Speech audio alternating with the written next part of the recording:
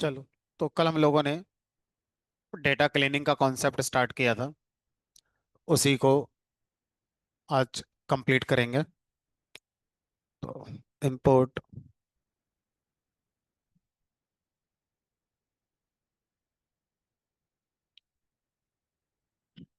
वही data frame ले लेते हैं जो हमने कल बनाया था, उसी में आगे बढ़ेंगे।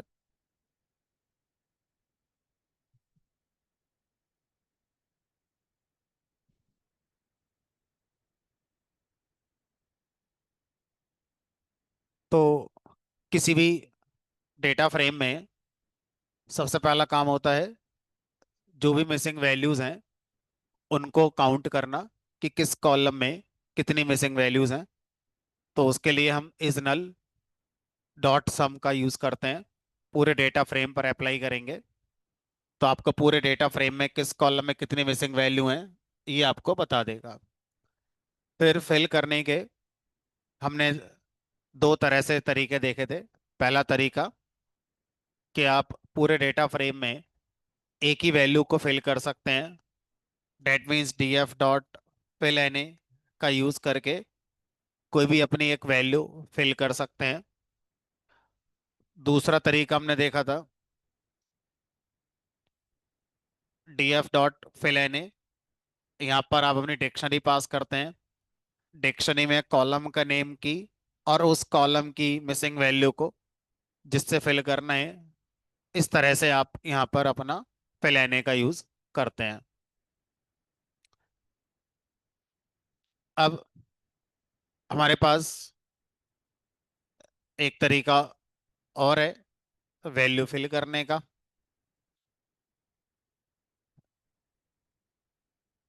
जिसका नाम है एफ फिल।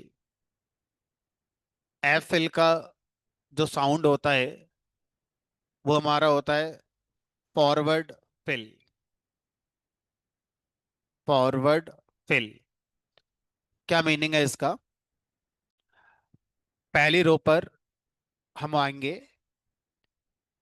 उसके बाद फॉरवर्ड हम जाएंगे लास्ट रो तक। अब सेकंड रो पर हमने देखा यहाँ पर मिसिंग वैल्यू है, तो जो पहले वाली रो की वैल्यू है उसी को फॉरवर्ड कर देंगे इस कॉलम के लिए, और यही 32.0 यहाँ आ जाएगा। यहाँ कुछ नहीं, यहाँ कुछ नहीं। अब इस रो में ये वाली वैल्यू यहाँ फॉरवर्ड हो जाएगी, ये वाली वैल्यू यहाँ फॉरवर्ड हो जाएगी, ये वाली यहाँ फॉरवर्ड हो जाएगी, ये यहाँ फॉरवर्ड हो जाएगी, ये यहाँ फॉरवर्ड हो जाएगी। तो सिचुएशन क्या है उसको समझते हैं। मान लीजिए आपका टेम्परेचर गिवन है जनवरी से लेकर दिसंबर तक का। अब कल आप क्या कर रहे थे, आप किसी कॉलम का मीन या मीडियन लेकर मिसिंग वैल्यू को फिल कर रहे थे। अब पॉइंट इज कि मान लीजिए जनवरी में टेम्परेचर मिसिंग है और एक जून में टेम्परेचर मिसिंग है। अब जब पूरे कॉलम का आप मीन निकालेंगे और वही मीन आप फिल करेंगे पूरे कॉलम में हर मिसिंग वैल्यू के लिए, तो जनवरी का जो टेम्परेचर मिसिंग होगा वो, और जो जून या जुलाई का टेम्परेचर मिसिंग होगा वो दोनों एक ही वैल्यू से फिल हो जाएगा। तो कुछ लोगों का सोचना है सर ये डिसीजन तो सही नहीं है आपका, क्योंकि जो टेम्परेचर जनवरी का हो सकता है वो जून का नहीं होगा, जबकि पूरे कॉलम की वैल्यू को आप जब फिल कर रहे हैं तो वो एक ही वैल्यू फिल हो जाएगी। तो यहां पर हमसे कहा गया कि अगर आपका जनवरी का टेम्परेचर मिसिंग है, मान लो 10 तारीख का, तो फिर एक काम करो 9 तारीख वाला कर दो 10 तारीख को, क्योंकि 9 और 10 तारीख वाले टेम्परेचर कोई बहुत ज्यादा खास डिफरेंस तो होगा नहीं, थोड़ा बहुत होगा लेकिन फिर भी चल जाएगा। ये अच्छी अप्रोच होगी देन कि एक एवरेज टेम्परेचर की वैल्यू ही जनवरी में फिल करी जाए, वही वैल्यू ही जून में फिल करी जाए, वही वैल्यू अक्टूबर में फिल करी जाए। उससे तो अच्छा होगा कि प्रीवियस डे की फॉरवर्ड करके आगे फिल कर दो। या दूसरा सॉल्यूशन, 11 तारीख वाला 10 को फिल कर दो। तो दोनों में से कोई भी एक तरीका यूज करो, ज्यादा सही रहेगा। यानी कि आसपास की वैल्यू को ही मिसिंग वैल्यू को फिल करने के लिए यूज करो, पूरे कॉलम की सारी वैल्यू को कंसीडर ना करके। कई मामलों में ये वाली अप्रोच शायद सही रहती है, स्पेशली जब आप टाइम के डेटा पे चल रहे हो, जहां पर डेट और टाइम से रिलेटेड डेटा है, तो शायद ऐसा हो सकता है ना। अब जैसे कोविड केसेस आ रहे हैं, अब कोविड केसेस हर दिन के यहाँ पे लिखे हुए हैं, अब किसी एक दिन के मिसिंग है, तो सर 4 साल के एवरेज जो केसेस हैं उस दिन पे फिल करना सही सही नहीं होगा। उसी समय क्या चल रहा है, ट्रेंड माहौल क्या चल रहा है, उसी के जैसे फिल कर दे जाएं, ज्यादा सही है। तो प्रीवियस डे या नेक्स्ट डे का फिल कर दो। तो ऐसी सिचुएशन के लिए जो तरीका दिया गया उसका नाम है एफ फिल, जिसको साउंड दिया गया है फॉरवर्ड फिल। ठीक है। तो अब फॉरवर्ड फिल जब चलाएंगे डेटा फ्रेम पर, तो किसी भी रो के लिए जिस कॉलम में मिसिंग वैल्यू है, प्रीवियस वैल्यू फॉरवर्ड कर दी जाएगी फिल करने के लिए। अब देखो, यहां पर ये मिसिंग था, तो यहां पर 9 आ गया होगा, ये 9 आ गया। ठीक है। अब यहाँ पर ये तीनों मिसिंग है, तो पहले ये 7 यहाँ फिल हुआ होगा, फिर यही 7 यहाँ आ गया, यही 7 यहाँ आ गया, यहाँ पर 32, फिर यही 32 यहाँ आ गया होगा। तो इस तरह से हमारे पास बी फिल, बैकवर्ड फिल नाम का तरीका होता है। लेकिन बी फिल में एक चैलेंज आता है। वो चैलेंज क्या है कि अगर सबसे पहली रो पर ही मिसिंग वैल्यू हो गई तो फिल नहीं हो पाएगी। इमेजिन करो, अगर यहाँ पर ही फिल करनी होती, यहाँ पर ही मिसिंग वैल्यू होती एन ए एन, तो फिर फॉरवर्ड कहाँ से लाते, इसके पहले तो कोई रो ही नहीं है। तो फिर इस वाली टेक्निक में वेरी फर्स्ट रो पर आपकी मिसिंग वैल्यू नहीं होनी चाहिए, तभी ये टेक्निक सक्सेसफुली काम करेगी। और अगर सबसे पहली रो पर हमारी मिसिंग वैल्यू हो गई तो ये टेक्निक काम आपकी नहीं करेगी। अब सोचो, जिस तरह से हमारे पास बी फिल अप्रोच है, सॉरी एफ फिल अप्रोच है, इसी तरह से क्या होनी चाहिए, बी फिल। बी फिल का मतलब बैकवर्ड, मतलब लास्ट रो से फर्स्ट रो की तरफ बैक करेंगे। अब देखो यहाँ पे मिसिंग है ये वाली, तो अब ये 34 यहाँ फिल कर दो, ये 8 यहाँ आ जाएगा, यही यहाँ आ जाएगा, ये यहाँ आ जाएगा। ऐसे करते हुए फर्स्ट रो तक सारी मिसिंग वैल्यू को बैक करके फिल कर दो। This is called B fill,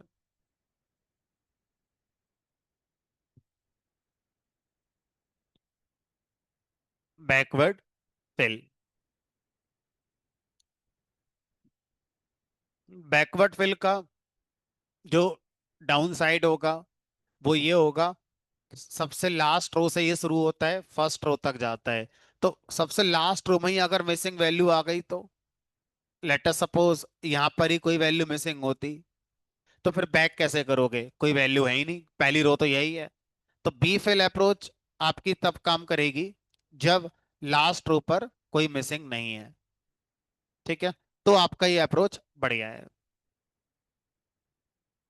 अब इमेजिन करिए, इस बार आपके पास बहुत सारे कॉलम्स हैं, C1, C2, C3, C4, C5। अब ये आपका पूरा डेटा फ्रेम है। ठीक है। तो अब अगर आपसे कहा जाए कि जब मैं df डॉट एफ फिल करता हूं या df डॉट बी फिल करता हूं, तो ये रूल सारे कॉलम पर यूनिफॉर्म मैनर में चलता है।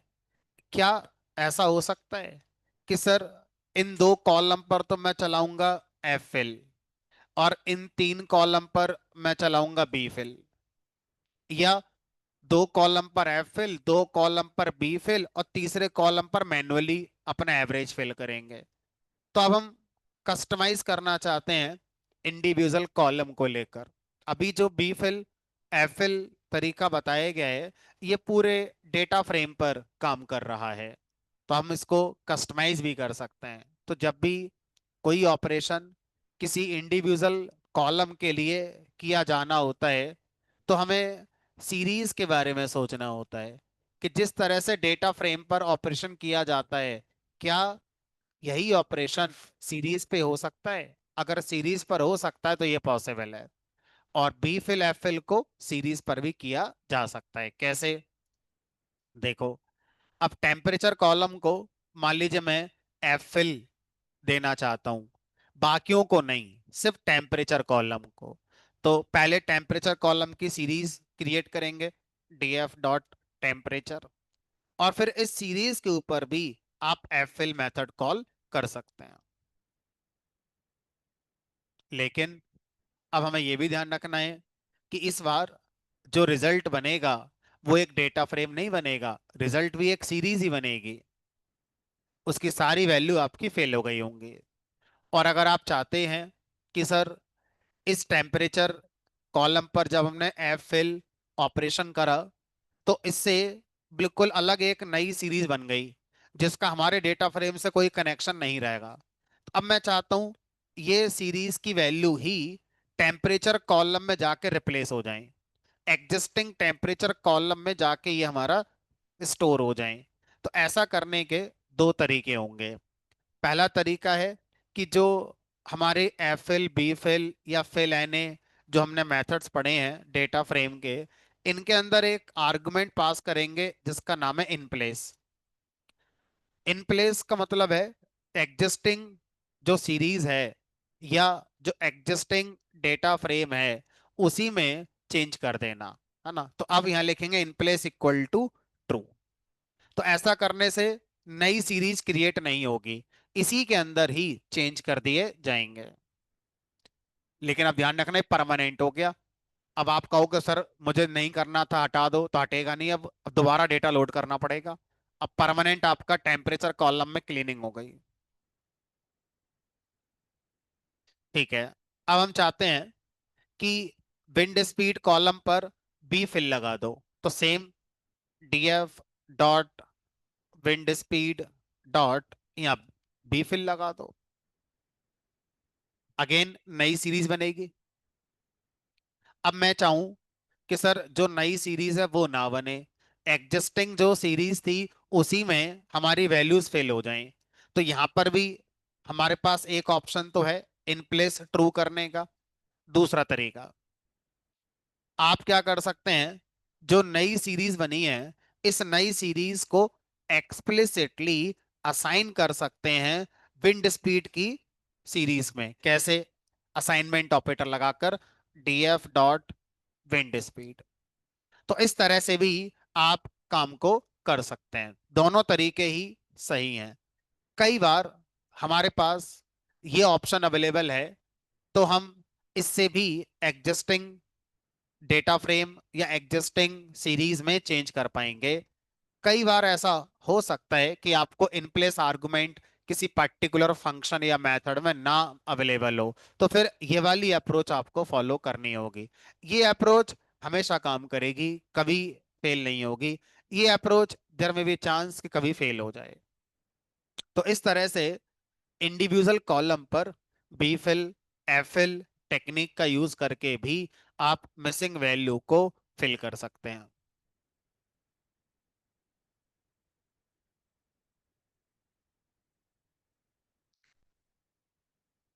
चलो, अब वापस से इस डेटा फ्रेम को लोड करेंगे।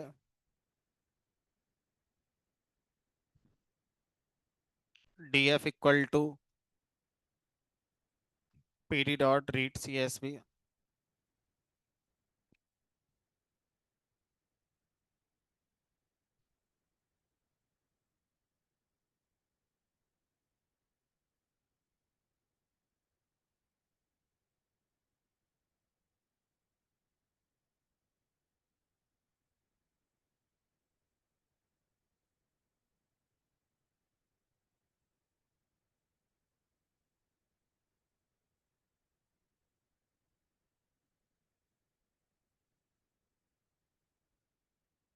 अब हम ये चाहते हैं कि सर वैल्यू को फिल करने की बजाय क्यों ना उसको ड्रॉप कर दिया जाए।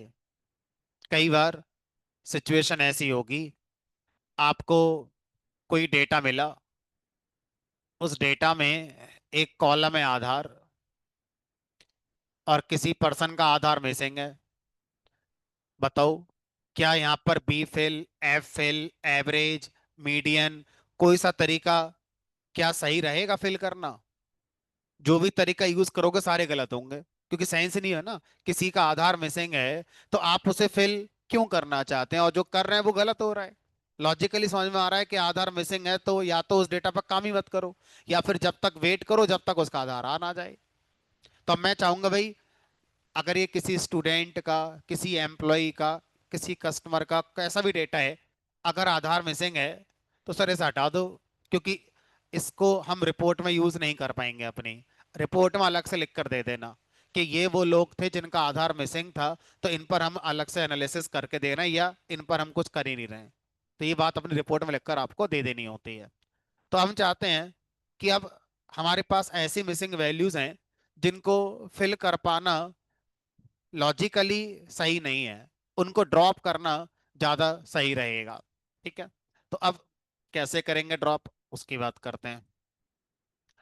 तो डेटा फ्रेम के अंदर एक और मेथड होता है हमारा, ड्रॉप एनए। ड्रॉप एनए क्या करता है, किसी भी रो, किसी भी कॉलम को ड्रॉप करने का काम करता है, अगर किसी भी रो में कोई मिसिंग वैल्यू आ जाए, या किसी भी कॉलम में कोई मिसिंग वैल्यू आ जाए। तो अब मान लेते हैं मैं इसको पहले रो वाइज सीखना चाहता हूं। तो अगर मैं इसको रो वाइज सीखना चाहता हूं तो यहां लिखेंगे एक्सेस इक्वल टू 0। ध्यान रखेंगे, थोड़ा सा आपको फोकस करना होगा। नंपाई के अंदर भी कुछ ऑपरेशन मैंने पढ़ाए थे, सम, मिन, मैक्स, मीन, जो 2D डेटा पे चलते थे। ठीक है, जब मैं रो वाइज सम करवाता था तो एरे और यहाँ पे एक्सेस लिखता था। एक्सेस इक्वल टू 0 को वहां पर कॉलम कहते थे, और एक्सेस इक्वल टू 1 को वहां पर रो कहते थे। यहाँ पर उल्टा है, यहाँ एक्सेस 0 को रो कहते हैं पांडास के अंदर। Axis 0 equal to row wise operation होगा, और एक्सेस 1 का मतलब है कॉलम वाइज ऑपरेशन होगा। तो ये थोड़ा सा ध्यान रखने वाला पॉइंट है कि नंपाई पांडास दोनों में ही एक्सेस आर्गुमेंट रो और कॉलम को डिसाइड करने के लिए होता है किसी ऑपरेशन के लिए। वहां पर 0 का मतलब कॉलम होता था, 1 का मतलब रो होता था। पांडास में 0 का मतलब रो होता है और 1 का मतलब कॉलम होता है। तो एक्सेस इक्वल टू 0, तो इसका मतलब है ये हमारा फिलहाल रो वाइज चलेगा। अब देखो, इसका मतलब ये पहली रो में जाएगा, चेक करेगा क्या कोई मिसिंग वैल्यू है, नहीं है, तो ये बच गई, रिजल्ट में आएगी।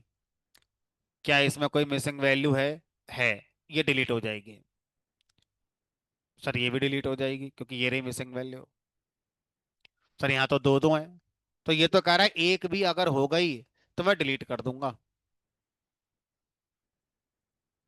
ये लो, कुल मिलाकर एक, दो, तीन, चार रोज ऐसी हैं जिसमें कहीं कोई मिसिंग वैल्यू नहीं है। ड्रॉप एन यही कह रहा है कि ये बहुत सेंसिटिव और रिस्की ऑपरेशन है, डेटा को डिलीट करना। अचानक से आपको याद आया कि गलत हो गया, डेटा वापस सही है, तो फिर लोड ही करना पड़ेगा। इसीलिए ड्रॉप एन आपको एग्जिस्टिंग डेटा फ्रेम में चेंज नहीं करता, एक नया डेटा फ्रेम बनाकर देता है। हाँ, अगर आप कहोगे कि नहीं इसी में चेंज कर दो, in place equal to true, तभी चेंज करेगा, नहीं तो एक नई कॉपी बनेगी, पुराना वाला डेटा फ्रेम जैसा है वैसा ही आप आगे इस्तेमाल कर सकते हैं।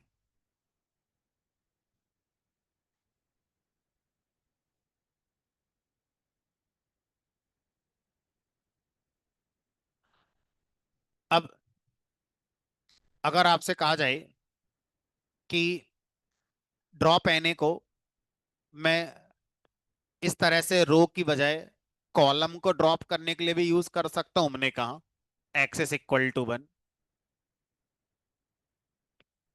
अब वापस आओ अपने डेटा पर, इस कॉलम में क्या कोई मिसिंग वैल्यू है, नहीं, बच गया। इस कॉलम में सर बहुत है, खत्म। तो सर ये भी बचा ही क्या, हमने कहा वो आप देखो क्या बचा, कॉन्सेप्ट क्या है वो बता दिया हमने आपको। तो सर कॉलम वाइज तो ड्रॉप हमें शायद कभी करना ही नहीं पड़ता होगा, क्योंकि इन्फॉर्मेशन सब खत्म ही होगी, बचा ही नहीं कुछ। रो वाइज ड्रॉप करना शायद फिर भी ठीक ठाक हो सकता है, कुछ तो डेटा बचा, यहाँ तो कुछ बचा ही नहीं अब। ठीक है, तो हम जनरली ड्रॉप एने को जब चला रहे होंगे तो रो वाइज मिसिंग वैल्यू हमारी जहां भी हैं उन रोज को हटाने के लिए चला रहे होंगे, कॉलम को नहीं हटाना होता है। कॉलम का मतलब है कि आपने पूरे डेटा की किसी एक फैक्टर को हटा दिया, और रो हटाने का मतलब है कि एक छोटा सा इंस्टेंस, एक छोटा सा सैंपल आपने हटाया। ठीक, चलो वापस से डेटा फ्रेम पर आते हैं। अब जब हम ड्रॉप करने की यहां पर कोशिश करते हैं तो फिर एक सिनेरियो हमारे सामने रखा गया कि मान लीजिए आपका जो डेटा फ्रेम है, इस डेटा फ्रेम में कुछ कॉलम्स हैं C1 C2 से लेकर C100, 100 कॉलम्स आपके डेटा फ्रेम में हैं। अब मान लो पहली रो में मिसिंग वैल्यू एक जगह है, बाकी सब जगह वैल्यू प्रॉपर है। अब सोचो, ऐसी कई रो होंगी जिनमें किसी एक कॉलम की वैल्यू मिसिंग है। अगर मैं इस डेटा फ्रेम पर डॉट ड्रॉप एने चला दूं तो ये बताओ इस रो को हटा देगा, क्योंकि ये तो एक भी मिसिंग वैल्यू किसी रो में आ जाए तो उस रो को हटा देता है।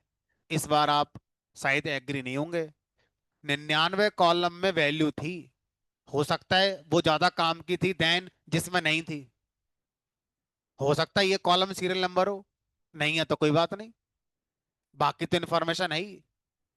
तो अब ड्रॉप आने का ये जो नेचर है ये बहुत अग्रेसिव है। अग्रेसिव है का मतलब है कि किसी रो में अगर 1000 कॉलम है, 999 कॉलम उस रो के अंदर मौजूद हैं प्रॉपर वैल्यू के साथ, और किसी एक कॉलम में वैल्यू नहीं है। हो सकता है वो कॉलम काम का ही नहीं था, नहीं है कोई बात नहीं, आपके एनालिसिस खराब नहीं होगी, लेकिन ड्रॉप एने चलाते ही वो खत्म हो जाएगा।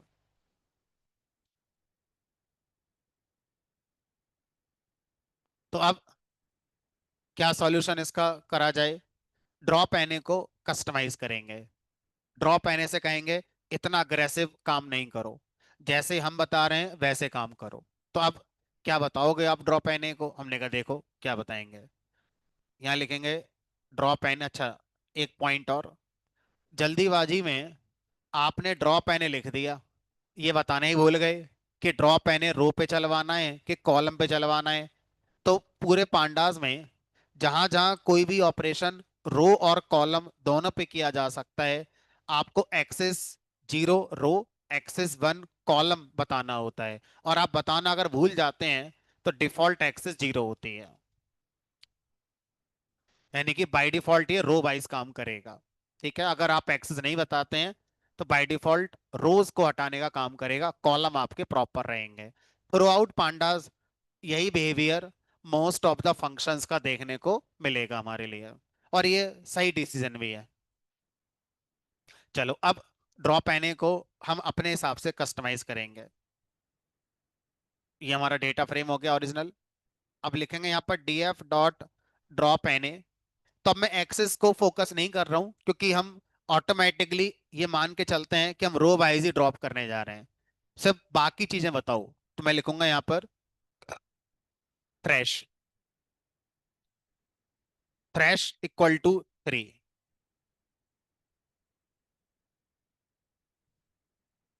थ्रेश मतलब एक बॉर्डर वैल्यू, जो थ्रेश शब्द होता है कंप्यूटर साइंस में, इट इज लाइक सिनोनिम इसका, अगर आप समझना चाहते हो तो एक बॉर्डर की वैल्यू, उसके बाद ये कर देना या उसके पहले ये कर देना, कुछ ऐसा साइंस आता है ना। तो थ्रेश इक्वल टू 3 का मतलब यहां पर है, हम ड्रॉप आने से ये कह रहे हैं कि भाई अगर किसी भी रो में 3 नॉन मिसिंग वैल्यू हैं तो उस रो को बचा लेना। उसमें कितनी वैल्यू मिसिंग है ये मत देखो, ये देखो उसमें कितनी वैल्यू हैं। तो अब किसी भी रो में अगर 3 नॉन मिसिंग वैल्यू हैं तो उसको बचा लेना। भले ही उसमें 5 नल हो, 10 नल हो, हमें उससे फर्क ही नहीं पड़ता। हमें फर्क पड़ता है कि उस रो की क्वालिटी ऐसी होनी चाहिए कि उसमें कम से कम 3 नॉन मिसिंग वैल्यू हो। अब जरा चलते हैं। इस रो में नॉन मिसिंग वैल्यू कितनी है? 1 2 3 4, बच गई। सर 3 पर भी बचती, लेकिन 3 से कम पर नहीं बचती, तो ये बच गई। नॉन मिसिंग वैल्यू इसमें कितनी है? 1 2 3, बच गई। इसमें कितनी है? 1 2 3, ये भी बच गई।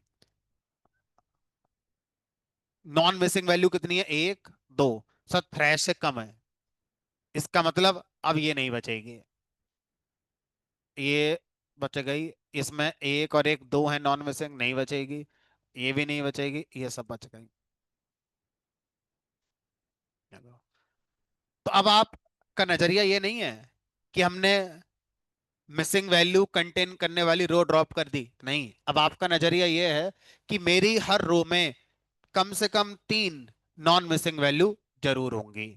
ठीक है, भले ही मिसिंग उसमें कितनी भी हो फर्क नहीं पड़ता। अब मेरा फोकस मिसिंग से हटकर नॉन मिसिंग पर आ गया। ठीक है, तो अब इसका मतलब यह है कि जो आप एक सिनेरियो डिस्कस कर रहे थे कि मेरे पास 100 कॉलम का डेटा फ्रेम है,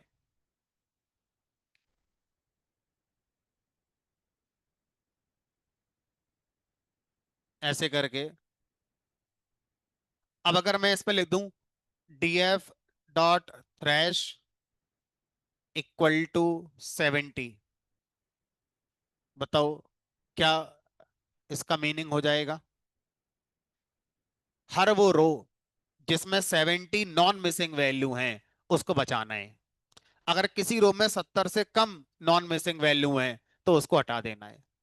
इसका मतलब उल्टा अगर इसको पढ़ें तो, कि किसी रो में 30 मिसिंग वैल्यू अलाउड है। यही तो मतलब हुआ इसका हमारा। अगर किसी रो में 31 मिसिंग वैल्यू आ गई तो हट जाएगी वो। समझ में आ रहा है? चाहे इधर से पढ़ लो चाहे उधर से पढ़ लो, पढ़ने का तरीका है नॉन मिसिंग की साइड से। क्योंकि आपको ये नहीं पता कि कॉलम कितने हैं। 100 हैं तो आपने 30 का अपना कह दिया, 1000 होते तो उस हिसाब से कैलकुलेट करते हैं। बट नॉन मिसिंग की तरफ से अभी भी एक ही लाइन बोलोगे कि आपके डेटा फ्रेम में 1000 कॉलम है, 10 लाख कॉलम है, 5000 कॉलम है, फर्क ही नहीं पड़ता। हम तो ये कह रहे हैं कि अगर किसी भी रो में 70 कॉलम में नॉन मिसिंग वैल्यू है तो बची जाएगी वो। कितनी मिसिंग है हमें फर्क ही नहीं पड़ता वो उसमें। ठीक है, चलो तो इस तरह से थ्रैश को हम कंट्रोल करके बता सकते हैं कि भाई कितनी नॉन मिसिंग वैल्यू के साथ आप अपना यहाँ पर आएंगे। तो इससे हम कई बार अपने जो रोज हैं उसमें क्या क्वालिटी है उसको डिफाइन कर सकते हैं कि रो के अंदर हम 70% इंफॉर्मेशन के साथ अपना चल रहे हैं, या हम किसी भी रो में इतने परसेंट इंफॉर्मेशन के साथ अपना चल रहे हैं। अब कई मामलों में ये टेक्निक भी फेल हो जाती है। कैसे हो जाएगी? अब उसे देखते हैं। पहले से बहुत अच्छी है, जो इसका डिफॉल्ट बिहेवियर इतना अग्रेसिव था उससे बहुत सही हो गई। लेकिन कुछ सिचुएशन में ये भी मेरे काम में तरीका नहीं आएगा। क्या सिचुएशन है वो देखते हैं।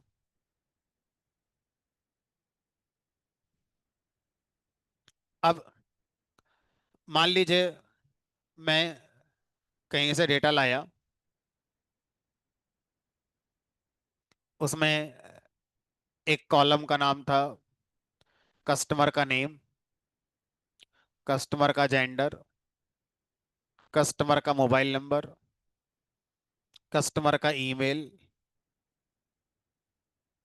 कस्टमर का एज। अब 1 2 3 4 5 कॉलम है इस डेटा फ्रेम में। मैंने लिखा df dot drop N A thresh equal to 4। बताओ क्या मैं कहना चाह रहा हूं ड्रॉप एन ए से? कि कोई भी ऐसी रो जिसमें 4 नॉन मिसिंग वैल्यू हैं उसको बचा लेना। 4 से भी कम नॉन मिसिंग वैल्यू हो तो उसको हटा देना। अब जरा ध्यान से देखना। वैल्यू है, वैल्यू है, वैल्यू मिसिंग है, वैल्यू है, वैल्यू है। बताओ, ये रो हमारा ड्रॉप होगी या फिर हमारी रिटेन करी जाएगी, बचेगी? है, बच जाएगी। क्या करोगे? उसका मोबाइल नंबर ही नहीं है। मान लो आप अपना बिजनेस का प्रमोशन करने के लिए ट्रू कॉलर से डेटा खरीद के लाई, अब उसमें ऐसा निकल आया, तो फिर इस डेटा का क्या करोगे? मैसेज कैसे करोगे? मोबाइल नंबर ही नहीं है, प्रमोशन कैसे करोगे अपना? इसका मतलब इस बार, चलो आप ईमेल करो, मान लो ईमेल कॉलम ही नहीं होता यहाँ पर, यहाँ कॉलम होता एड्रेस। तो अब एड्रेस पे चिट्ठी भेजोगे, स्पीड पोस्ट करोगे प्रमोशन करने के लिए, कुरियर करोगे? एक मैसेज करने का 10 पैसा लगेगा, स्पीड पोस्ट करो, कुरियर करो, 100 रुपये लगेंगे। एक दो कस्टमर पे कर भी दोगे? प्रैक्टिकली पॉसिबल नहीं है। तो अब ये बताओ, इस वाली अप्रोच का प्रॉब्लम ये है कि ये काउंट ऑफ कॉलम पे काम करता है, ना कि नेम ऑफ कॉलम पे काम करता है। दोबारा सुनेंगे इस लाइन को। थ्रेश हमारा काउंट ऑफ कॉलम पे काम करता है, वो ये नहीं देखता कि कौन सा कॉलम काउंट करा जाए। जबकि कई बार कॉलम का नाम मेरे लिए इंपॉर्टेंट है। अगर किसी रो में इस कॉलम में वैल्यू गिवन है, बाकी सब में नहीं है, तो रो को बचा लो, मेरे काम की रो है, इससे बहुत कुछ निकाल लूंगा मैं। फोन करके सारी चीज पूछ लूंगा उससे, कस्टमर से। लेकिन यही नहीं, यही गिवन नहीं है, ये मिसिंग है, बाकी सब है, तो पहुंचूंगा कैसे कस्टमर के पास? तो यहां पर काउंट ऑफ कॉलम नहीं, स्पेसिफिक नेम मुझे बताओ कि अगर इस कॉलम में वैल्यू है तो बचा लो, इसमें नहीं है तो हटा दो। बाकियों से मुझे मतलब ही नहीं बाकी कॉलम क्या कर रहे हैं, मुझे तो ये कॉलम जरूरी है। इस तरीके से क्लीनिंग ज्यादा बार करी जाती है जब आपका डेटा किसी डोमेन का डेटा होता है। वापस देखते हैं, ये मेरा डेटा फ्रेम हो गया। अब डेटा फ्रेम से कहेंगे भाई ड्रॉप कर दो उन रोज के लिए जिसमें इस कॉलम के अंदर मिसिंग वैल्यू हो, या हम यहां लिखेंगे सबसेट। सबसेट के अंदर लिस्ट में उस कॉलम का नाम पास करेंगे जिस कॉलम में वैल्यू जरूर होनी चाहिए। अगर उस कॉलम में वैल्यू मिसिंग हो तो फिर हटा देना। तो मैंने लिख दिया मान लो टेम्परेचर, कोई ऐसा डेटा है नहीं मेरे पास, लेकिन टेम्परेचर को मैं रख लेता हूं। अब इसका मतलब क्या है वो समझते हैं।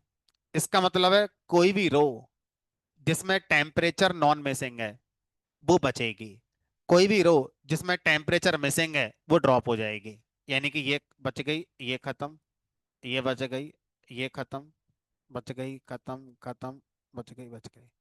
ठीक है। तो गारंटी है अब जो डेटा बचेगा उसमें टेम्परेचर नॉन मिसिंग होगा।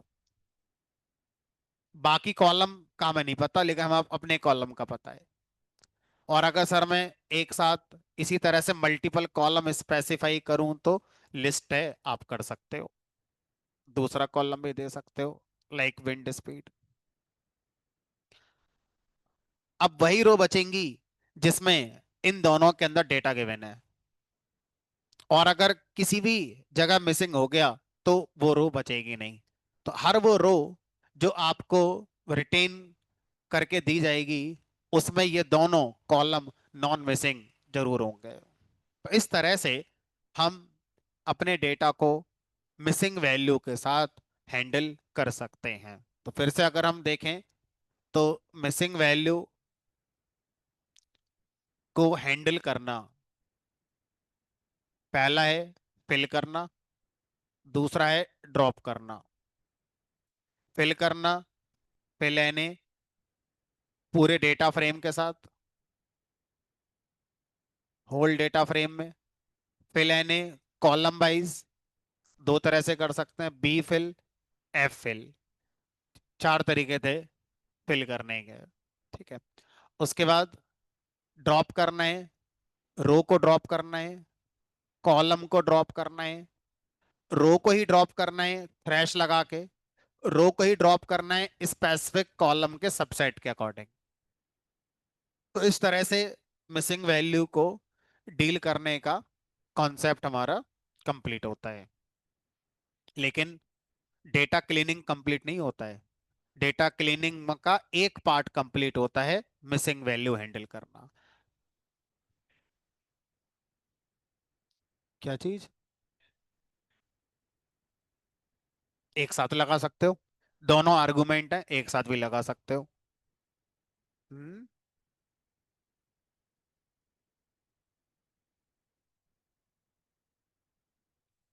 थ्रैश और उसके बाद सबसेट, है ना।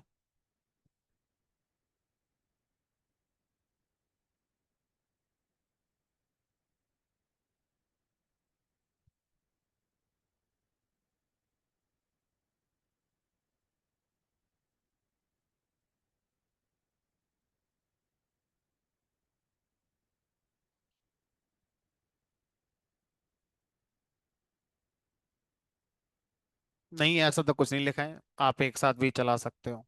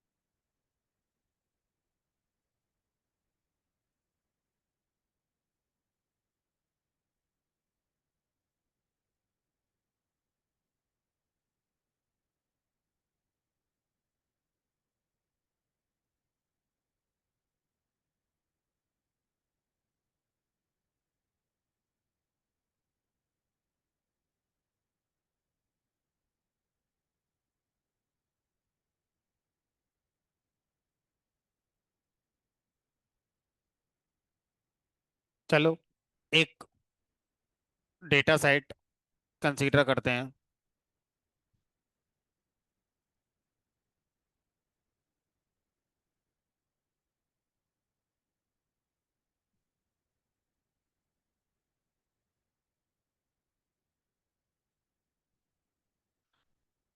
C1, C2, C3, C4, C5, C6। यहाँ पर वैल्यू है, यहाँ मिसिंग है, यहाँ मिसिंग है, यहाँ वैल्यू है, मिसिंग है, मिसिंग है। ठीक है। अब मैंने लिखा df dot drop N A, thresh लगा दिया, थ्रैश इक्वल टू 2। मतलब कम से कम दो नॉन मिसिंग एलिमेंट रो में होने चाहिए। तो इसमें दो नॉन मिसिंग एलिमेंट है हमारे, इसका मतलब ये हमारा बच जानी चाहिए। अब आपने क्या करा, यहाँ लिख दिया df dot drop N A, thresh equal to 2, और यहाँ सबसेट डाल दिया, सबसेट इक्वल टू, मान लो यहाँ डाल दिया C3। तो अब थ्रैश इक्वल टू 2 के हिसाब से दो नॉन मिसिंग वैल्यू होनी चाहिए। तो इस रो में दो नॉन मिसिंग वैल्यू हैं। लेकिन अब आपने साथ में क्या लगा रखा है, सबसेट। सबसेट में क्या डाल रखा है आपका, C3। दो नॉन मिसिंग होनी चाहिए, उन दो में एक नॉन मिसिंग किस में होनी चाहिए, C3 में ही होनी चाहिए। ठीक है। तो अब C3 में तो नॉन मिसिंग है ही नहीं, इसका मतलब ये रो हमारी फिल्टर होकर नहीं आएगी, यानी कि ये रो हमारी नहीं बचेगी। तो यहां से आप सिर्फ ये बता सकते हैं कि कितनी हमारी नॉन मिसिंग होनी चाहिए। अब उन नॉन मिसिंग में अगर पर्टिकुलर किसी कॉलम में आप बताना चाहते हैं कि इसमें जरूर होनी चाहिए, तो सबसेट का यूज करा जाएगा। इस वाली रो में अगर आपसे कहा जाए कि C3 के अंदर डेटा है, ठीक है, यहाँ पर NaN, NaN, NaN, NaN, NaN। अब बताओ, यहाँ पर देखो, इस रो में C3 कॉलम में डेटा है, बाकी नॉन मिसिंग है। ये भी नॉन, ये भी मिसिंग है, ये भी मिसिंग है, ये भी सब मिसिंग है। अब थ्रैश इक्वल टू 2 देखो, क्या थ्रैश इक्वल टू 2 के हिसाब से ये रो बच रही है? नहीं। तो अब, लेकिन अगर हम C3 के हिसाब से देखें तो इसमें डेटा है नहीं। दोनों ही सेटिस्फाई होने चाहिए। जब तक दोनों सेटिस्फाई नहीं होंगे तब तक रो आपकी नहीं बचेगी। इसका मतलब ये रो आपकी नहीं बचेगी और डिलीट कर दी जाएगी।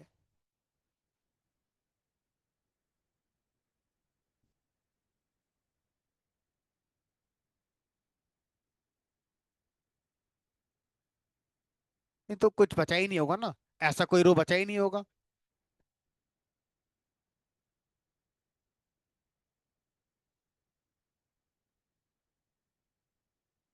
चलो एक बार करके देखते हैं। df dot drop N A, पहले पूरा डेटा देखते हैं क्या है। ये पूरा डेटा है। ड्रॉप एन ए, और यहाँ पर थ्रेश, क्या लें, 2। चलो कोई भी एक चला के देख लेते हैं ना, क्या बिहेवियर है। और सबसेट में डाल देते हैं यहाँ पर टेम्परेचर। चलो देखते हैं क्या बिहेवियर इसका आता है, जो हमने समझा वही आता है या कुछ डिफरेंट बिहेवियर है। तो अब थ्रेश इक्वल टू 2, यानी कि दो नॉन मिसिंग वैल्यू होनी चाहिए। और जो दो नॉन मिसिंग वैल्यू होनी चाहिए उनमें से एक आपका टेम्परेचर में होनी चाहिए। इस रो में दो नॉन मिसिंग वैल्यू हैं, इसमें तो चारों ही हैं। एक मिनट रुको, एक बार यहाँ पर जरा विंड स्पीड और लिख के देखना।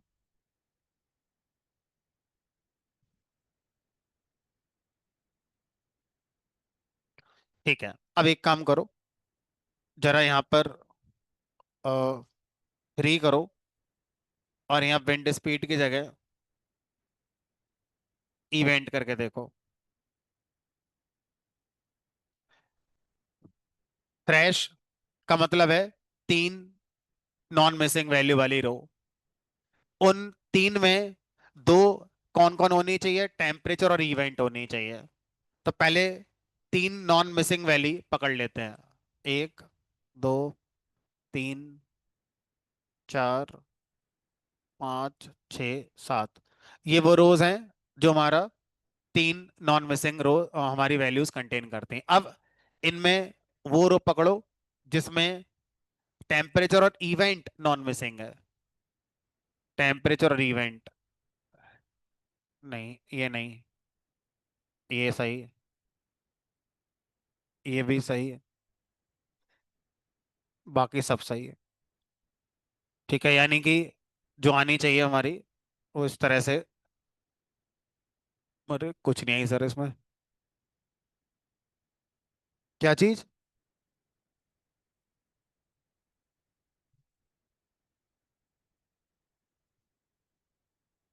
चलो इसको एक बार मैं चेक करूंगा कि थ्रेशोल्ड यहाँ पर जो हम दे रहे हैं, क्या जो संख्या हमने यहाँ लिखी है उतने ही सबसेट यहाँ डालेंगे तो ही हमारा ये रिजल्ट दे रहा है। अभी तो देखने से ऐसा लग रहा है, बट एग्जैक्ट डॉक्यूमेंटेशन में कुछ क्लैरिटी दिख नहीं रही है मुझे।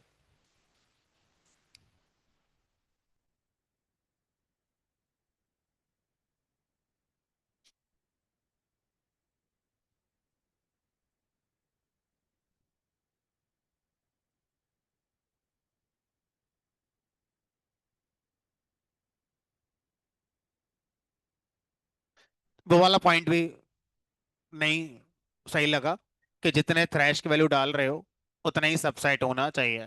चलो इसको एक बार मैं पहले चेक करूंगा क्या इसका डॉक्यूमेंटेशन है ना। एक बार पढ़ के समझ में आएगा क्या डॉक्यूमेंटेशन है।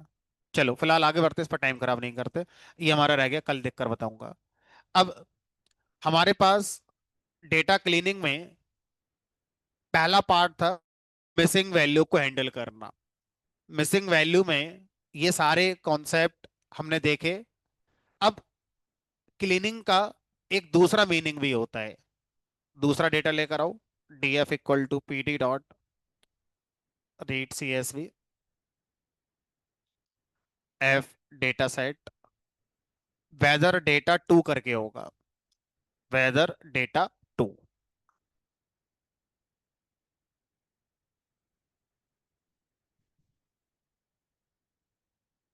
अब देखो, अगर हम क्लीनिंग पर सिर्फ इतना ही सीख लें कि भाई पहले तो मिसिंग वैल्यू चेक करो कितनी है, तो df dot is null dot sum, तो सर फर्स्ट इंप्रेशन तो ये है ऑल इज वेल, शुरू हो जाओ अपना एनालिसिस करना। लेकिन इसमें अभी कुछ दिक्कतें हैं। अब मैं आपको स्पेसिफिक फोकस करवाता हूं, उसके बाद फिर उसको कोड के थ्रू करके दिखाऊंगा। इस वाली रो और इस वाली रो को देखो, कैसी है ये, आइडेंटिकल रोज है एकदम। ठीक है, इसका मतलब क्या हुआ कि अगर मैं इस डेटा को एनालाइज करूंगा और मैं कहीं एवरेज निकालूं, तो सर ये दोनों कंट्रीब्यूट करेंगे, जबकि दोनों हैं तो सेम ही, तो इन दोनों का कंट्रीब्यूशन मेरे रिजल्ट को इफेक्ट कर देगा, है ना। तो क्लीनिंग का मतलब कई बार ये भी होता है कि अगर सेम डेटा की एंट्री गलती से या किसी तरह से बार बार हो गई है, तो उसको भी क्लीन करना, तब आप अपने एनालिसिस को सही बता पाओगे। अब किसी दिन की सेल की एंट्री दो बार हो गई और मैं आपसे को बताऊं पूरे महीने की सेल कितनी आई, तो जरा ज्यादा आ जाएगी, है ना। तो इस तरह से बहुत सारे ऐसे फैक्टर हो सकते हैं जहां पर अगर डुप्लीकेसी आए तो फिर आपका एनालिसिस सही रिजल्ट नहीं देगा। अभी मैंने आंखों से आपसे कहा चेक करो, तो आप कम कर पाए, मैंने हाईलाइट करवाया तो कर लिया, अभी और करवाता हूँ। आपकी निगाह कर नहीं पा रही है, लेकिन एक और है।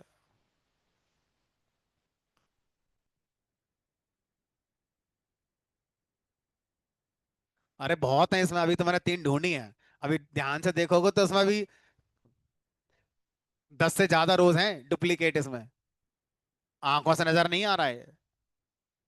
चलो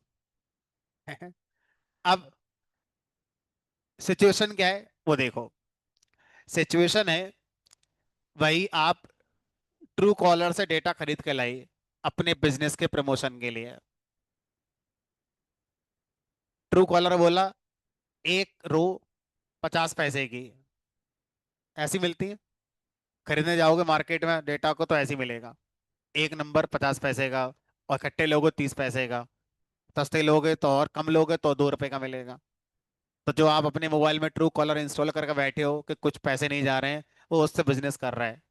जैसे ही आप इंस्टॉल करते हो, यस यस सारी परमिशन दे देते हो, तो उसमें एक परमिशन ये भी होती है जिसमें ये लिखा होता है कि ट्रू कॉलर आपके कांटेक्ट पड़ेगी। आप फिर भी पढ़ के भी यस कर देते हो, कर ले यार क्या करें। जैसे ही आपने यस करा, सारे कांटेक्ट ट्रू कॉलर के पास पहुंच गए। और सोचो जितने लोगों ने ट्रू कॉलर इंस्टॉल कर रखी है अपने मोबाइल में, सबका कांटेक्ट नंबर उसके पास है। तो अगर कोई पॉलिटिकल पार्टी है, उसको मैसेज करवाने हैं, डेटा चाहिए उसको। कोई रियल एस्टेट बिल्डर है, उसको प्रमोशन करना है, उसने नया कोई अपना साइट ओपन करी है, कुछ कंस्ट्रक्ट कर रहा है, तो ये सब डेटा सेल हो रहा है। चलो, एयरटेल के पास सबके नंबर होंगे, होंगे ही। जियो के पास सबके नंबर होंगे। सोचो अभी इलेक्शन हो जाए, तो इनसे बोलो जियो वालों से यार डेटा दे दो जरा, सबका डेटा मिल जाएगा फटाक से। चलो, ना द पॉइंट इज कि डेटा फ्री नहीं मिलता, डेटा बिकता है। ठीक है, तो मान लेते हैं 50 पैसे का एक है। अब सोचो, कंपनी ने, हम 5 लाख नंबर ले आए, है ना। चीजों को खींचे मत करो, वापस तुरंत आ जाया करो। खींचते हो वो सही नहीं लगता है। बात करो, बात खत्म हो गई, वापस आ जाओ तुरंत, है ना। अब एक नंबर 50 पैसे का है, 5 लाख नंबर हमने खरीद लिए, एयरटेल से, जियो से, ट्रू कॉलर से, कहीं से भी ले लिए। अब 2.5 लाख रुपए चले गए मेरे पास से, एक 50 पैसे का नंबर है। अब मान लो बीच बीच में एक ही रो 4 5 बार पेस्ट कर रखी है उसने, तो अब 10 लाख का डेटा में लाया, या 5 लाख रोज का डेटा लाया, तो आंखों से तो काम ही नहीं होगा ना, देख के डुप्लीकेसी कहाँ है। और मोबाइल नंबर 10 डिजिट का होगा, अगर डुप्लीकेट हो भी गया होगा तो समझ नहीं आ रहा होगा 10 डिजिट का नंबर है। तो अब क्लीनिंग, यहां भी तो जरूरत है क्लीनिंग की, मिसिंग वैल्यू कहीं नहीं है, मोबाइल नंबर पूरे फिल हैं, कहीं मिसिंग नहीं है। तो यहां भी क्लीनिंग की जरूरत है, तब आप अपना आगे कुछ कर पाएंगे। तो अब इस तरह की क्लीनिंग कैसे करते हैं, उसके लिए पांडास में एक फंक्शन है जिसका नाम है ड्रॉप डुप्लीकेट्स। ड्रॉप डुप्लीकेट्स क्या करता है, जो रोज आइडेंटिकल हैं, आइडेंटिकल का मतलब है हर कॉलम में वैल्यू सेम है। एग्जाम्पल के तौर पर C1 C2 C3, यहाँ लिखा है 1 2 3, 1 2 4, 1 2 3, सिर्फ ये दो रोज आइडेंटिकल हैं, ये नहीं, क्योंकि यहाँ पर एक वैल्यू अलग हो गई। तो दो रोज अगर आइडेंटिकल हैं तो उनमें से फर्स्ट कॉपी रखेगा, बाकी जितनी भी आइडेंटिकल रोज थी उनको हटा देगा। ठीक है, तो अब आपके पास ऑप्शन है कि फर्स्ट कॉपी ना रख के लास्ट वाली रख लो। ठीक है, तो बाय डिफॉल्ट ये आइडेंटिकल रोज की फर्स्ट कॉपी रखता है, बाकी सब हटा देता है। कुल मिलाकर 6 रोज बची, यानी कि एक एक रोज 3 3 बार कॉपी पेस्ट हो सकती थी। अब ये आपका डेटा थोड़ा सा क्लीन है, थोड़ा सा बोला मैंने, पूरा क्लीन अभी भी नहीं है। सोचो, अब ये डेटा मेरे पास आ गया, यहाँ पे मेरे पास एक ऑप्शन है ड्रॉप डुप्लीकेट में जिसका नाम है कीप, कीप फर्स्ट। तो ऐसे यहाँ क्या कर सकते हो, कीप लास्ट, कि भाई फर्स्ट हटा दो, लास्ट वाली बचा लेना। देखो, तो अब मैं यहाँ पर अगर ऐसे लिखूं कीप इक्वल टू लास्ट, तो सर पता कैसे चलेगा, हमने कहा यहां से देखो ना, इंडेक्स है, पहले ये वाली, अब ये वाली बची है। तो ये रो जितनी बार आई होगी उसमें आखिरी बार किस जगह पर आई थी वहां पर बची है, उससे पहले जहां जहां आई थी हर जगह से डिलीट हो गई है। तो अब जब आप यहाँ पर कीप नहीं लगा रहे थे तो बाय डिफॉल्ट इसकी वैल्यू क्या चल रही थी, फर्स्ट। तो अब अगर आपसे कहा जाए कि ये वाला तरीका भी कई बार हमारे लिए सही नहीं है, चलो मान के चलते हैं कि अभी जो आपने डुप्लीकेसी हटा ली आइडेंटिकल रोज की, है ना, मैं इसको इन प्लेस कर लेता हूं, मतलब इसको एग्जिस्टिंग डेटा फ्रेम में चेंज करा लेता हूं, in place equal to true. ठीक है, अब ये परमानेंट मेरे डेटा फ्रेम में ही कीप फर्स्ट के अकॉर्डिंग आ गया, क्योंकि डिफॉल्ट वैल्यू कीप फर्स्ट होती है। अब इमेजिन करो, वही एग्जांपल फिर से, आप अपने सोर्स से डेटा लेकर आए, उसने कोई रो थी,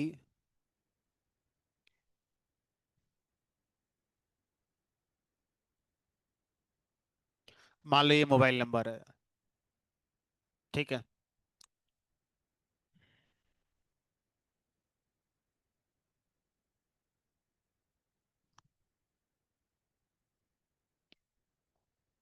ऐसे मान लेते हैं ये मोबाइल नंबर रो है ना, आप एक्चुअल 10 डिजिट लिखे ऐसे मान लो। अब ये बताओ, अगर मैं इस डेटा पर ड्रॉप डुप्लीकेट चलाऊं तो सारी रो बचेंगी या कोई डिलीट हो जाएगी?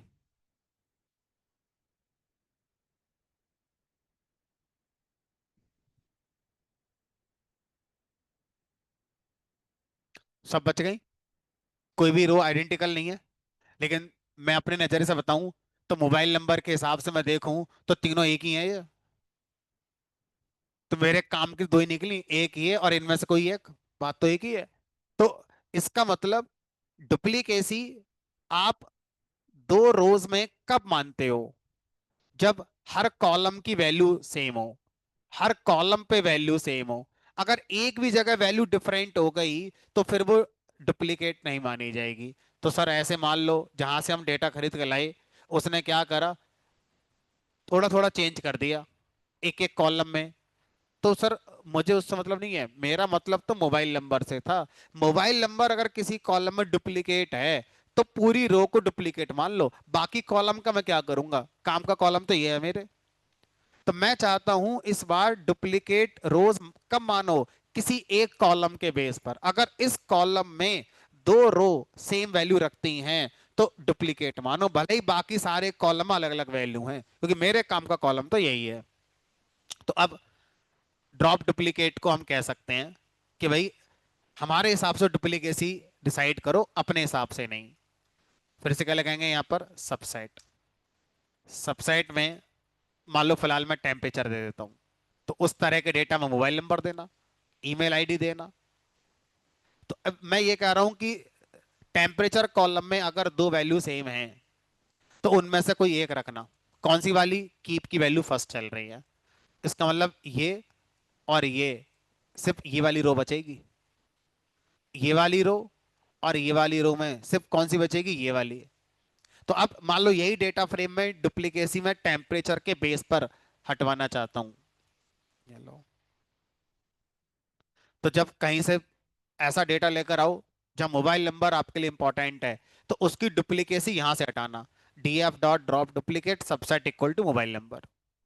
अब जो डेटा बचेगा वो एक्चुअल में आपके काम का डेटा बचेगा। चलो, तो कैसे हम डुप्लीकेसी को डिलीट कर सकते हैं वो समझ में आ गई। अब उसके बाद भी डेटा क्लीनिंग खत्म नहीं हुई है, डेटा क्लीनिंग अभी भी चल रही है। ध्यान से देखो,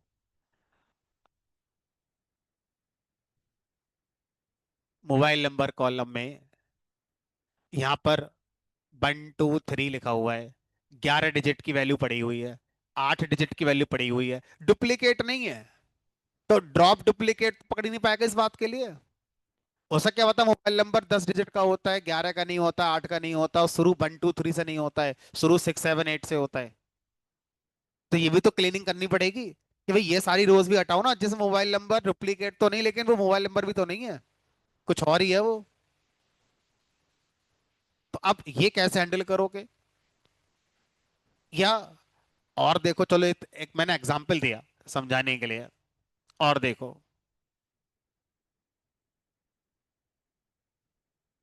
अब अगर आपसे कहा जाए कि इस डेटा में अगर आप देखो तो टेम्परेचर की वैल्यू कितनी आ रही है, -999999। क्या लगता है आपको ये टेम्परेचर सही होगा? इतना माइनस टेम्परेचर हमने का पता नहीं हो सकता है। तो आप गूगल पे जाके पता करो कि इस अर्थ पे, मान लो ये डेटा अर्थ का है, इस अर्थ पे आज तक जितनी हिस्ट्री बनी है, जब से पृथ्वी बनी है तब से अब तक माइनस में कितना टेम्परेचर गया है। उससे बाहर नहीं होना चाहिए, अगर ये उससे बाहर है तो डेटा ये मेरा काम का नहीं है, मुझे इसको क्लीन करना पड़ेगा। देखो मोबाइल नंबर पे तो हमारा कंट्रोल है कि 10 डिजिट का होता है, ये नहीं होना चाहिए, वो नहीं होना चाहिए। और कुछ लोगों को समझ में आ भी रहा होगा कि किस टॉपिक का इस्तेमाल करेंगे वहां पर। क्या हिंट मिला, मोबाइल नंबर वाले एग्जाम्पल में कौन सा टॉपिक लगाना चाहोगे? रेजेक्स, रेगुलर एक्सप्रेशन, क्योंकि वही है जो आपको बचा सकता है वहां पर। ठीक है, अब आएंगे उस पर भी, बट उससे पहले थोड़ा आसान वाला। यहां पर मान लो कुछ ऐसा है जिसके बारे में मुझे खास नॉलेज नहीं है, तो आप टेक्नोलॉजी का यूज करो और जाके पता करो कि सबसे मिनिमम टेम्परेचर अर्थ पर क्या रहा है। Minimum temperature on earth -89 degree centigrade रहा है अभी तक। 21 जुलाई 1983 को गया था ये। ठीक है, तो इसका मतलब इससे कम टेम्परेचर तो है ही नहीं अभी फिलहाल। तो इसके बाहर की, तो इसी तरह मैक्सिमम टेम्परेचर का भी पता कर लो कि मैक्स टेम्परेचर अब तक क्या गया है हमारा, 56.7 डिग्री सेल्सियस गया है। तो अगर कहीं टेम्परेचर की वैल्यू उससे ज्यादा है तो सर वो डेटा सही नहीं है, इनकरेक्ट डेटा है। तो डेटा क्लीनिंग का मतलब मिसिंग वैल्यू हैंडल करना भी होता है, डेटा क्लीनिंग का मतलब डुप्लीकेसी को मैनेज करना भी होता है, डेटा क्लीनिंग का मतलब इनकरेक्ट वैल्यूज। को हैंडल करना भी होता है। इनकरेक्ट वैल्यूज का मतलब आउट ऑफ रेंज वैल्यू हो सकती है। इनकरेक्ट वैल्यू का मतलब हो सकता है टेम्परेचर के अंदर काका आ गया हो, टेम्परेचर के अंदर इमोजी आ गया हो, कोई इसमें कोई अंडरस्कोर आ गया हो, इसमें कोई सिंबल कॉमा डॉट आ गया हो। मोबाइल नंबर में तो हो सकता है सभी है, तो वो भी तो इनकरेक्ट वैल्यू हो गई। ना मिसिंग है ना डुप्लीकेट है, इनकरेक्ट फिर भी है। तो ये सारी वैल्यू को भी आपको सही करना होता है, या तो सही करो या उन्हें हटाओ, है ना। तब जाके क्लीनिंग आपकी पूरी मानी जाती है। हमने कहा चलो अब क्या काम करते हैं, इसी डेटा में इस काम को करने की कोशिश करते हैं। हमें पता है कि हमारा जो टेम्परेचर है वो टेम्परेचर इस रेंज से इस रेंज का होना चाहिए। अगर इसके बाहर कहीं भी टेम्परेचर आए तो या तो उस रो को हटा दो या फिर उस रो को फिल कर दो किसी दूसरी वैल्यू से। तो अब फिल शब्द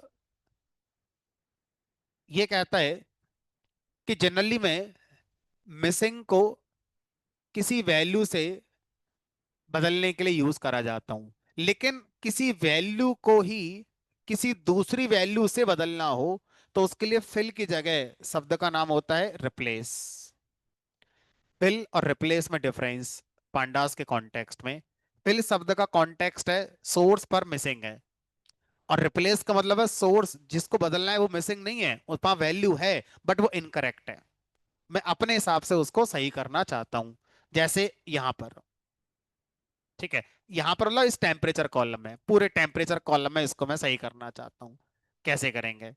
तो मेरे पास एक तरीका है, df डॉट, एक काम करते हैं, इस पूरे डेटा को एक बार दोबारा लोड करते हैं ताकि थोड़ा सा और सही लगेगा। pd dot read csv,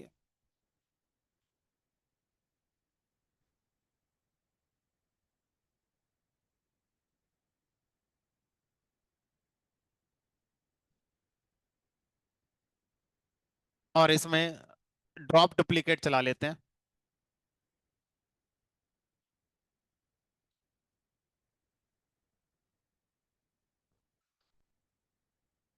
to वाला करो,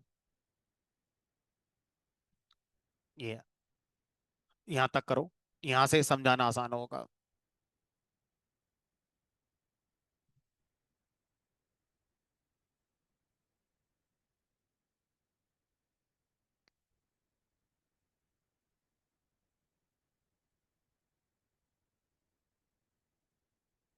तो यहाँ लिखा मैंने df डॉट रिप्लेस। रिप्लेस कह रहा है किसी भी वैल्यू को किसी नई वैल्यू से बदलने के लिए मुझे इस्तेमाल किया जाता है। तो अब रिप्लेस कर रहा है, मुझे डिक्शनरी दो की ओल्ड वैल्यू, हमने कहा -99999, ये हो गई ओल्ड वैल्यू। कॉलन, इस की पर जो वैल्यू होगी वो न्यू वैल्यू, हमने कहा कर दो, मान लो 30 कर दो। अब ये आप एवरेज निकालो, कुछ भी अपना आप जानते हो। तो रिप्लेस, ध्यान से देखना, ये ऑपरेशन कहाँ करके आएगा? पूरे डेटा फ्रेम पे, क्योंकि मैंने किसी कॉलम के बारे में कोई इंफॉर्मेशन दी नहीं है। इसका मतलब यहाँ पर, यहाँ पर 30 होने वाला है, तो सर यहाँ भी तो हो जाएगा। और यहाँ तो चलो ये वैल्यू हो ही नहीं सकती, ये कल यहाँ तो हो ही सकती थी, तो यहाँ भी 30 हो जाएगा। चलो, अब प्रॉब्लम क्या है? प्रॉब्लम यह है कि सर टेम्परेचर 30 समझ में आता है, बाकी वैल्यू इसी के आसपास थी, लेकिन हवा की जो रफ्तार है वो बड़ा अजीब सी हो गई है, क्योंकि बाकी वैल्यू ऐसी नहीं थी। तो अब हम रिप्लेस से ये कह रहे हैं कि रिप्लेस पूरे डेटा फ्रेम पर करना होगा, तो हमें पता है कैसे करेंगे, लेकिन किसी कॉलम पे करना हो तो कैसे करेंगे? तो हमने कहा चलो फिर से आगे df dot replace dictionary. Dictionary के अंदर अब की में क्या रखना चाहिए? कॉलम का नाम, है ना, जिस कॉलम पर आप रिप्लेस कराना चाहते हो डिक्शनरी में उस कॉलम का नाम आएगा, टेम्परेचर।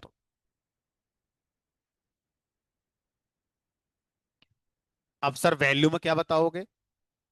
वैल्यू तो खत्म हो गई, क्योंकि अब डिक्शनरी में की और वैल्यू तो आ सकते हैं, हमने कहा अब यहां पर आता है वैल्यू में नेस्टेड डिक्शनरी। Nested dictionary. अब टेम्परेचर कॉलम में ओल्ड वैल्यू को न्यू वैल्यू से रिप्लेस करेंगे। तो अब ओल्ड वैल्यू -99,999, न्यू वैल्यू 30।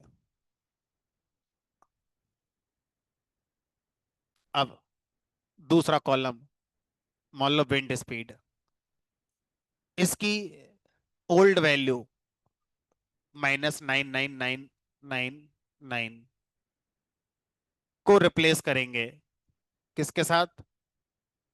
मान लो 10। अब सर इसमें एक और वैल्यू है, ये इसको भी रिप्लेस करना है। तो नेस्टेड डिक्शनरी में ही अगली वैल्यू बताओ। मान लो इसको भी 10 करना है। ये हो गया रिप्लेस। तो इस वाले कॉलम में इस वैल्यू को इस वैल्यू से रिप्लेस करेंगे, इस वाले कॉलम में इस वैल्यू को इससे रिप्लेस करेंगे, इस वैल्यू को इससे रिप्लेस करेंगे।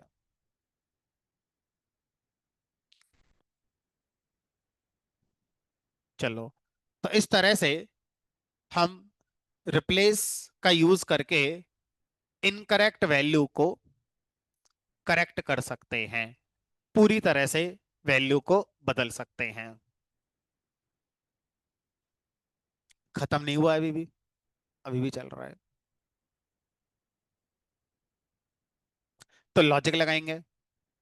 डिक्शनरी, यहाँ पर जो आप लिख रहे हो, यहाँ पर जो वैल्यूज आ रही हैं, कोई लूप लगाकर डिक्शनरी बनाओगे पहले, कॉम्प्रिहेंशन वगैरह यूज करके। तो यहाँ पर आपको पाइथन की नॉलेज मैटर करेगी, आप कॉम्प्रिहेंशन को अच्छे से जानते हो कि नहीं, है ना। तो कुल मिलाकर आपका पॉइंट वैलिड है कि सर डेटा बहुत बड़ा है, हम इस तरह की 15 20 25 30 वैल्यूज हैं किसी कॉलम की, रिप्लेस करना चाहते हैं, तो कहां तक टाइप करेंगे? ऐसे तो टाइप नहीं करना है, लूप लगाकर कोई लॉजिक लगाकर पहले वो तैयार करोगे डिक्शनरी, उसके बाद वो यहाँ पास करोगे। ठीक है। चलो, अब क्लीनिंग का एक और पहलू, और शायद लास्ट पहलू होगा वो, pd.read csv।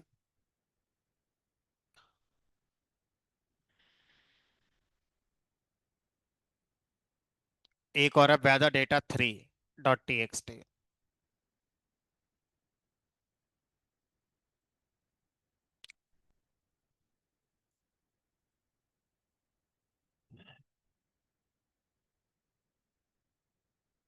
इसमें अगर हम देखें तो टेम्परेचर कॉलम में कई जगह पर यूनिट गिवन है, एफ, फारेनहाइट, बीच में अंडरस्कोर आ गया है, यहाँ सी आ गया है, काइंड ऑफ कि मोबाइल नंबर 11 डिजिट का हो गया है, कहीं 9 डिजिट का हो गया है, कहीं मोबाइल नंबर अल्फाबेट आ गए हैं। तो अब इसी तरह से हम टेम्परेचर कॉलम को इमेजिन करते हैं। हम टेम्परेचर कॉलम को क्लीन करना चाहते हैं, ये देखो इस बार रिप्लेस भी काम नहीं करेगा। क्या यहाँ पर हो रहा है? यहाँ पर ये हो रहा है कि मुझे 32F को बदलना नहीं है, इसमें से बस F हटाना है, बाकी सही है। 2_8 टाइपिंग मिस्टेक हो गई है, अंडरस्कोर हटा दो, बाकी सही है 28। तो अब ये क्लीनिंग कैसे करोगे? ये क्लीनिंग सबसे चैलेंजिंग होती है, और इसमें किसका यूज होगा? हमारा रेजेक्स का, रेगुलर एक्सप्रेशन का। तो रेगुलर एक्सप्रेशन आज से 2.5 3 महीने पहले जो पढ़ाए थे मैंने आपको, किसी को याद रह गए होंगे तो यहाँ पर काम में आएंगे। तो डेटा क्लीनिंग में रेजेक्स का यूज होता है।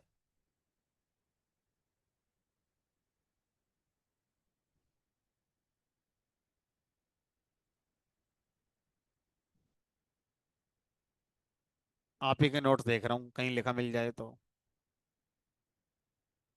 ये लो, जब रेजेक्स पढ़ाया था तो लिखा आया था following use cases of regex, data validation, दूसरा है डेटा क्लीनिंग। अब जब पढ़ा था, ये बात हो गई 3 महीने पुरानी, ये सब पढ़ाई थे मैंने कि क्या क्या होता है ये सब। अब वो दिन आ गया कि क्लीनिंग करनी पड़ रही है वो, है ना।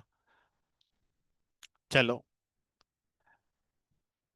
देखो, जब आप ये कहते हो कि पाइथन में हम डेटा एनालिटिक्स पढ़ने आ रहे हैं, या हम सिर्फ डेटा एनालिटिक्स पढ़ने आए, तो कोई बोला पाइथन को पढ़ा रहे हो, डेटा एनालिटिक्स में पाइथन का यूज क्या है।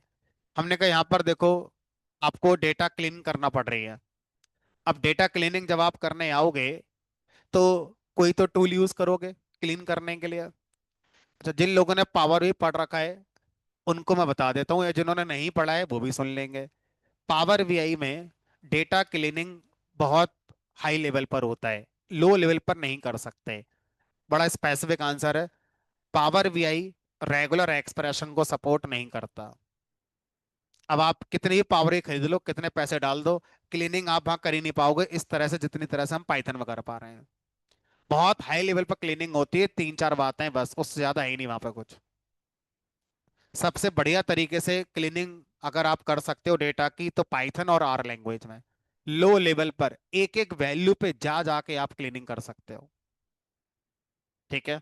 तो अब अगर आप एनालिटिक्स पढ़ने आए हो, तो एनालिटिक्स का पहला पड़ाव डेटा क्लीनिंग होता है।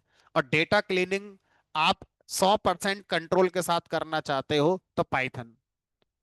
ना एक्सेल में, ना पावर बीआई में, ना टेबलू में, ना एसक्यूएल में, किसी भी टूल में इतना कंट्रोल नहीं है प्रोग्रामर के हाथ में जितना कंट्रोल पाइथन के पांडास ने दे रखा है। अब अगर आप पाइथन का पांडास डायरेक्ट पढ़ने आओगे, तो आपको एक तो रेजेक्स आना चाहिए, अभी देखो यूज करेंगे। फिर डिक्शनरी आनी चाहिए, सर लिस्ट भी चल रही है, मॉड्यूल भी चल रहे हैं, वेरिएबल भी चल रहा है, कुल मिलाकर मॉड्यूल इंपोर्ट भी हो रहे हैं, फंक्शन भी आ रहा है, तो पाइथन तो पढ़नी पड़ेगी फिर, है ना। तो अब चलो ठीक है, फटाफट अपना काम निपटाते हैं, टाइम भी हो रहा है हमारा। तो अब यहां पर हम आते हैं और मेथड यूज करेंगे रिप्लेस। रिप्लेस मेथड कह रहा है मैं रेजेक्स को भी सपोर्ट करता हूं, आप मुझसे रेगुलर एक्सप्रेशन का यूज करके भी रिप्लेसमेंट करवा सकते हो। हमने कहा चलो करते हैं। तो हम किसी एक कॉलम पर करते हैं, बाकी घर जाके आप कर लेना। तो टेम्परेचर पर कर पे देखते हैं। तो ये आ गए टेम्परेचर पे। अब हमने टेम्परेचर पे कहा कि किस वैल्यू को रिप्लेस करना है। हमने कहा वैल्यू स्पेसिफिक है ही नहीं, हमारा रेगुलर एक्सप्रेशन है। तो कैसे करेंगे रेगुलर एक्सप्रेशन को। अब मुझे बताओ, अगर मुझे इस कॉलम में सिर्फ और सिर्फ डिजिट चाहिए, डिजिट के अलावा कुछ भी आए उसको हटाना है, तो उसका रेगुलर एक्सप्रेशन क्या बनेगा। इस पहले तो रूल, रेगुलर एक्सप्रेशन स्ट्रिंग में लिखा जाता है।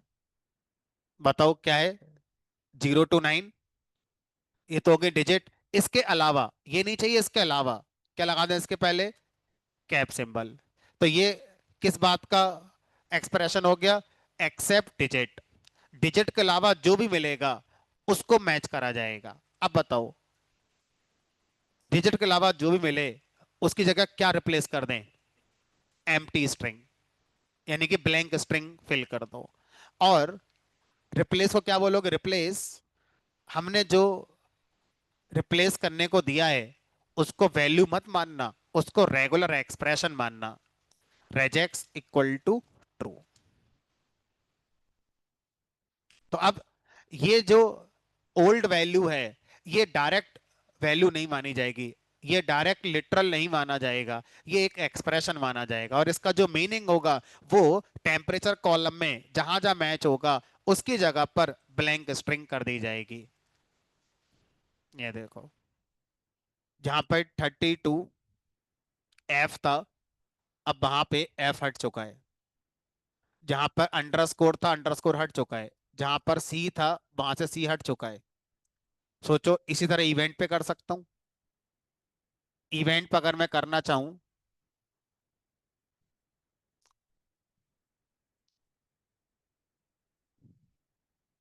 तो बताओ इवेंट कॉलम में किसकी जगह पर हटाना चाहोगे, क्या चाहते हो, अल्फाबेट। इवेंट स्ट्रिंग कॉलम में अल्फाबेट के अलावा जो भी आए सब हटा दो। तो अब अल्फाबेट चाहे छोटा हो चाहे बड़ा हो,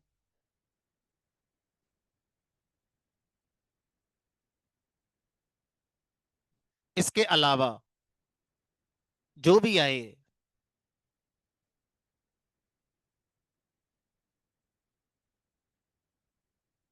उसको ब्लैंक स्ट्रिंग से रिप्लेस कर दो। ये देखो, सनी में एट लगा था, चला गया। तो ये हमारा थोड़ा कॉम्प्लेक्स लेवल की डेटा क्लीनिंग हो गई। ये आपको पावर बीआई में नहीं मिलेगी, आपको पाइथन से ही क्लीन करके जाना पड़ेगा कभी अगर पढ़ोगे पावर बीआई तो। चलो, तो इस तरह से मोबाइल नंबर का, ईमेल आईडी का कुछ याद आया? मैंने जब पढ़ाया था रेगुलर एक्सप्रेशन तो ईमेल आईडी का प्रॉपर फाइल से डेटा एक्सट्रैक्ट करके दिखाया था आपको। तो हो सकता है कि कहीं डेटा ईमेल आईडी का हो और आपसे कहा जाए कि अगर किसी जगह पर ईमेल आईडी का एक्सप्रेशन मैच नहीं हो रहा है तो उस रो को हटा दो या उसको क्लीन कर दो या जो भी करना है वो कर दो। तो काइंड ऑफ रेजेक्स हम यूज कर सकते हैं, ये बहुत सिंपल है। ध्यान रखना, ये बहुत सिंपल रेजेक्स है। कॉम्प्लेक्स कॉम्प्लेक्स रेजेक्स आप यूज कर सकते हैं डेटा को क्लीन करने के लिए। चलो भाई, तो क्लीनिंग का चैप्टर हमारा कंप्लीट हो गया। मोस्ट इंपॉर्टेंट कॉन्सेप्ट है डेटा एनालिटिक्स में, आप कहीं जा रहे हो, डेटा क्लीनिंग। जितनी ज्यादा प्रैक्टिस करोगे उतना आपके लिए बढ़िया रहेगा। अब आपको मैं घर पे केस स्टडी दे रहा हूँ करने के लिए क्लीनिंग की। ठीक है, आपको ये वाला डेटा क्लीन करना है, सचिन वाला जो मैंने आपको कल दिखाया था, उस डेटा को क्लीन करना है। जब क्लीन करोगे फिर इसको हम एनालाइज करेंगे।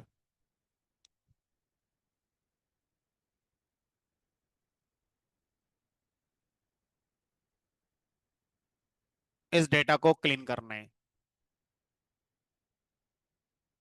देखो क्या क्या है, क्या क्या नहीं है, चेक करो अपने आप किस तरह की वैल्यूज कहाँ चाहिए। तो एक एक कॉलम को पकड़ के क्लीन करने की कोशिश करना। तो अगर मैं इनिशियल लेवल पर जाऊं, इज नल डॉट सम, तो सब कुछ बढ़िया है, बस एक ही जगह पर दिक्कत है। मतलब इसमें मिसिंग वैल्यू वाली समस्या नहीं आएगी, इसमें समस्या कोई और ही होगी। ठीक है,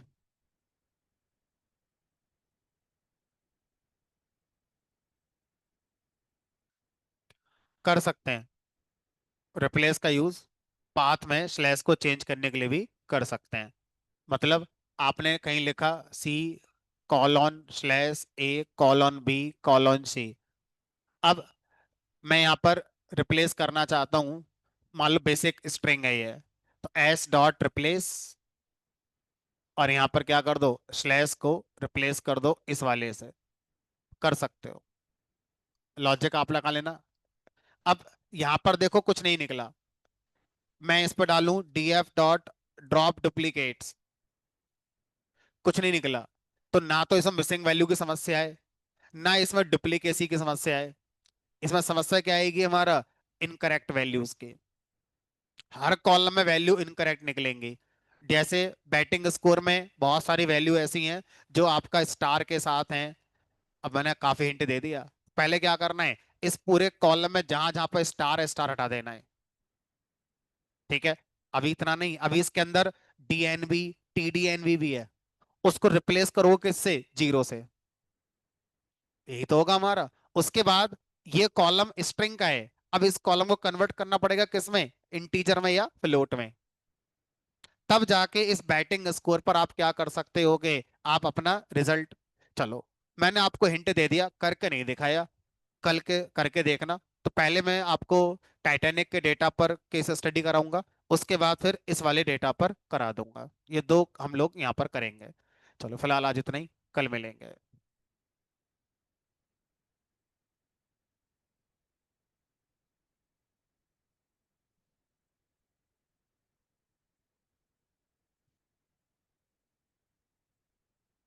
नहीं, फिर वो अलग तरह की क्लीनिंग हो गई।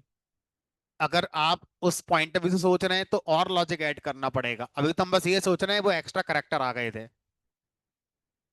बदल गई बिल्कुल। तो अगर आप उस पॉइंट से लेकर चल रहे हैं तो फिर कैलकुलेशन अलग करनी पड़ेगी इफ एल्स लगा के। If value ends with this then use this formula, if value ends with this then use this formula. तो फिर और कस्टमाइज कोड लिखना पड़ेगा अभी।